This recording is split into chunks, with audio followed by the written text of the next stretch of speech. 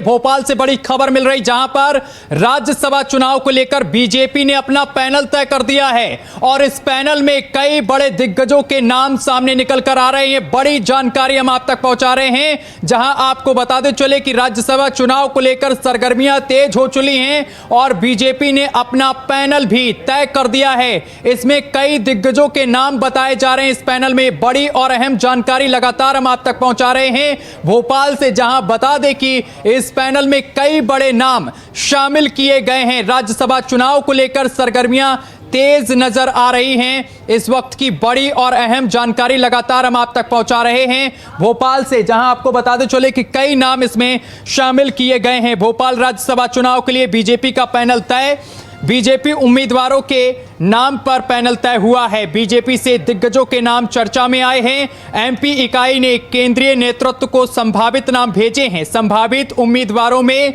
सभी वर्गों के लोगों के नाम हैं। ये बड़ी और अहम जानकारी हम आप तक पहुंचा रहे हैं। मध्य प्रदेश की 3 सीटों पर होना है चुनाव।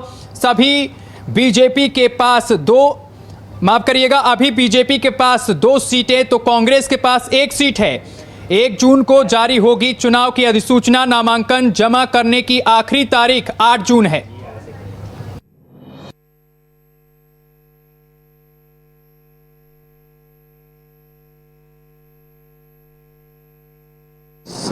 जनता पार्टी में सही समय पे सही निर्णय लिए जाते हैं। राज्यसभा के लिए कौन उचित उम्मीदवार होंगे, पार्टी इस पर विचार कर रही है और बहुत जल्दी समय अनुसार ये सारे नाम हम सबके मध्य होंगे। कांग्रेस इन सीटों पर नज़र कांग्रेस के ही विधायकों की है, क्योंकि कांग्रेस के नेताओं पर अब उनकी नीयत पर कांग्रेस के विधायकों को एतबार नहीं है।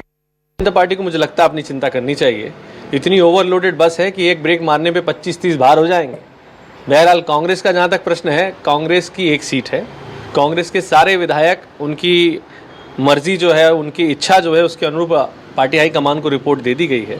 उस रिपोर्ट के अनुरूप जल्द ही पार्टी का एक कैंडिडेट आपके सामने होगा और सारे विधायक मिलकर उसे अपना राज्यसभा का प्रत्याशी चुनेंगे और कांग्रेस की 1 सीट पूरी तरह सुरक्षित है। मुंगेरी लाल जी के हसीन सपने देखने वाले भारतीय जनता पार्टी के मुख्यमंत्री और प्रदेश अध्यक्ष जी, मैं आपसे कहना चाहता हूँ, थोड़ा ख्याल अपनी पार्टी का करिए। कहीं ऐसा ना हो कि राज्यसभा की फूट के चलते आपके कुछ विधायक उधर से टूट के इधर आने के कगार पे।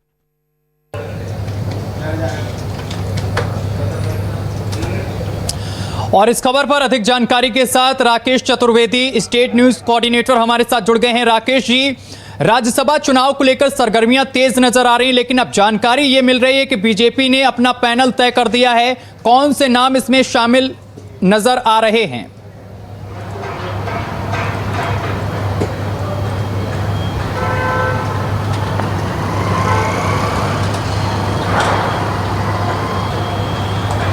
राकेश जी, आवाज पहुंच रही है आप तक? जी बिल्कुल, सवाल पूछेगा जी।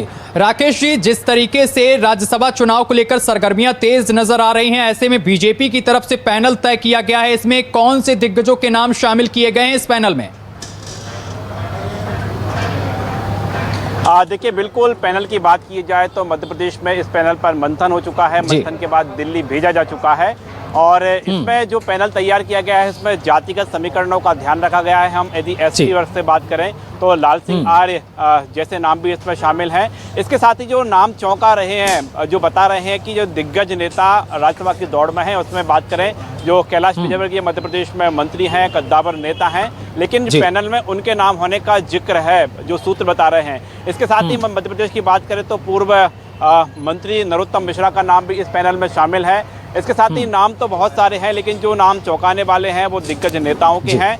हालांकि जो एक नाम ये भी माना जा रहा है कि जो 2 सीट खाली हो रही है उसमें से एक नाम तो रिपीट होगा, लेकिन दूसरा नाम इनमें से किसी का भी हो सकता है। तो फिलहाल हम बीजेपी की बात करें, मध्य प्रदेश में इसमें मंथन हुआ है, लंबा चौड़ा मंथन हुआ है और करीब दर्जन भर से अधिक नाम है वो पैनल दिल्ली भेज दिया गया है। दिल्ली को फाइनल करेगा, यानी हाईकमान तय करेगा।